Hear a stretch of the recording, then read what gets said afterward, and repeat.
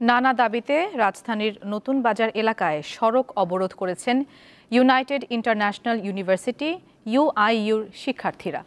সকাল 8:30 থেকে শিক্ষার্থীরা মূল সড়কে অবস্থান নিলে নতুন বাজার গুলশান ও বনশ্রী সংযোগ সড়কে যান চলাচল বন্ধ হয়ে যায়। সেখানে নিরাপত্তা পরিস্থিতি সামাল দিতে মোতায়েন করা হয়েছে আইনশৃঙ্খলা রক্ষাকারী বাহিনীর অতিরিক্ত সদস্য। বিক্ষোভকারীরা জানান, শিক্ষার্থীদের অবৈধ বহিষ্কারাদেশ তুলে নেওয়া এবং স্বেচ্ছাচারী কর্তৃপক্ষের বিরুদ্ধে প্রশাসনিক ব্যবস্থা গ্রহণের দাবিতে সড়কে তারা এই অবস্থান কর্মসূচি পালন করছেন। গত 26 ও 27 এপ্রিল ইউআইইউ ক্যাম্পাসে শিক্ষার্থীদের আন্দোলনের প্রেক্ষাপটে উপাচার্য সহ 11 জন প্রশাসনিক কর্মকর্তা পদত্যাগ করেন।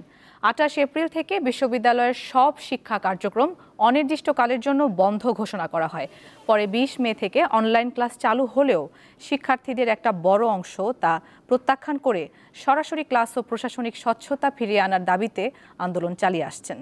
শিক্ষার্থীদের অভিযোগ, কর্তৃপক্ষ তাদের 13 দফা যৌক্তিক দাবি উপেক্ষা করছে, বরং আন্দোলন দমন করতে বহিষ্কার ও তদন্তের ভয় দেখানো হচ্ছে।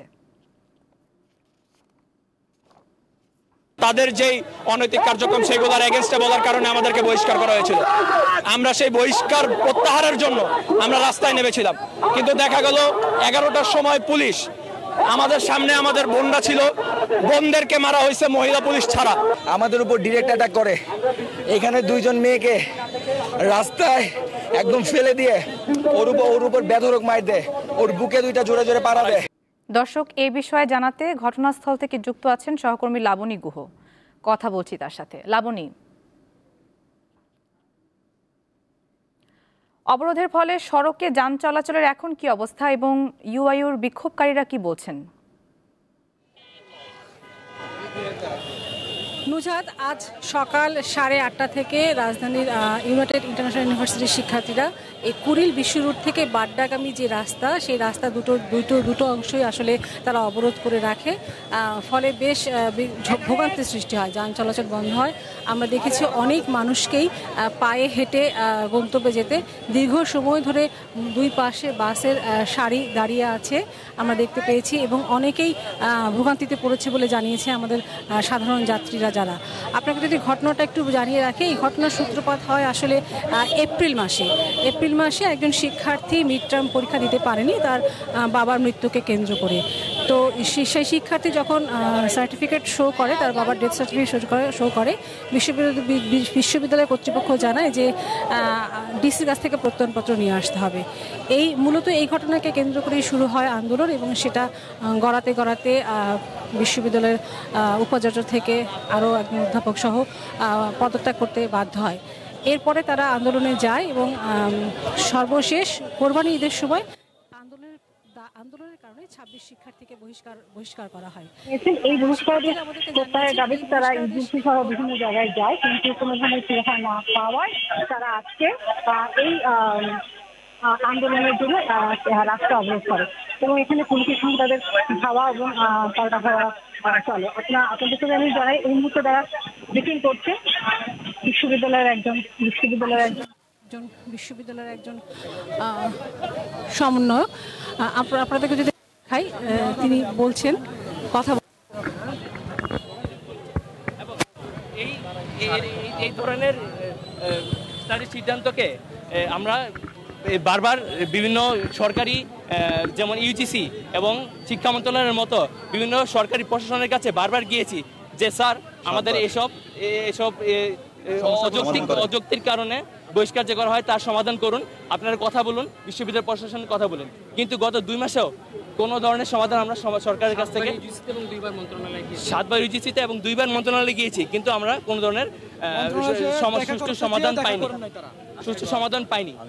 এরপরে আমরা শেষ পর্যন্ত একদম ফাইনাল স্টেজে এসে কোনো উপায় না পেয়ে দেশের জনগণের অ্যাটেনশন পাওয়ার জন্য, দেশের জনগণের এবং সরকারের সাহায্য পাওয়ার জন্য আমরা নতুন বাজারে এসেছি একটি শান্তিপূর্ণ কর্মসূচির জন্য।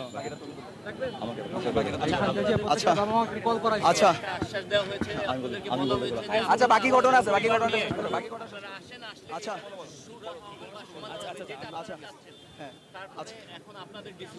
আজকে ঘটনাটা আমি বলি। আজকে যেটা হয়েছিল, আমরা এখানে শিক্ষকদের সাথে আলোচনা করছিলাম যে কিভাবে কি করা যায়। এই মুহূর্তে ওরা হামলা করে বসে। আমরা ওদেরকে বলেছিলাম যে আমরা যে আপনার সাথে অন্যায় করেছি আপনারা আমাদেরকে প্রমাণ দেন। ওরা কোন ধরনের প্রমাণ দিতে পারছে না। মেলে আমাদেরকে বলেছে যে আমরা নাকি ভিসিকে অবরোধ করেছে। ওকে ফাইন, তাহলে প্রমাণ দিক, আমরা মাথা পেতে নিব। ওরা প্রমাণ দিতে পারলো না, আমরা আপিল করেছি যে আমাদের প্রমাণ দেওয়ার জন্য। এরপর 16 জন ওরা আমাদেরকে বিশ্ববিদ্যালয়ে শিক্ষকরা আমাদেরকে বিশ্ববিদ্যালয়ে ডাক দেন এবং ওরা আমাদেরকে একজন করে ডাকেন এবং আমাদেরকে বলেন যে তোমাদেরকে শুধুমাত্র ভিসি অবরোধ করেছে এই জন্য বৈঠক করা হয়নি, এই জন্য বৈঠক করা হলে তোমাদের 228 জনকে ডাক দেওয়া যেত, এরকম কথা বলছে। তার মানে বুঝেন ওরাই কিন্তু এখানে ব্যর্থ, আমাদেরকে মেল করেছে ব্যর্থের জন্য, কিন্তু ওরা অন্য কথা বলছে। এরপর ওরা বলছে তোমরা ফেসবুকে এরকম ওইরকম পোস্ট দিয়েছো, এরকম এই জন্য তোমাদেরকে বৈঠক করা হলো। আপনারা বুঝেন এর থেকে সরছে আচরণ আর কিছু হতে পারে কিনা যে জুলাই আন্দোলন হয়েছে। অতঃপর আজকে আমরা যখন এখানে নামলাম আমরা বলছি আপনার প্রমাণ দেন, কোনো প্রমাণ দিতে পারলেন না। অতঃপর ওরা যেই মুহূর্তে আলোচনা চলছে সেই মুহূর্তে ওরা এখানে হামলা করে। আমরা জানতে চাই স্বরাষ্ট্র উপদেষ্টার কাছে, আমরা আপনাদেরকে বসিয়েছি, আপনাদের মদতে যদি এখানে হামলা না হয়, হামলা করলো কারা? এটা কি স্বরাষ্ট্রমন্ত্রীদের পুলিশ নাকি অন্য কারো পুলিশ আমরা জানতে চাই, নাকি আওয়ামী মদতপুষ্ট পুলিশ? আমাদের কর্মসূচি এখানে আমরা আগে ঘোষণা দিয়েছি, এখানে আবারও দিচ্ছি, অনির্দিষ্টকালের জন্য আমরা নতুন বাজার ব্লকের আয়োজন করছি এবং সারা বাংলাদেশ সহ সারা বাংলাদেশের প্রাইভেট ইউনিভার্সিটি সবাই রাস্তায় নেমে আসবে, সারা বাংলাদেশ যারা আছে, এবং এটা কর্মসূচি ঘোষণা করা হচ্ছে। সারা বাংলাদেশ যারা আছে সবাই একসাথে নামবে। আচ্ছা,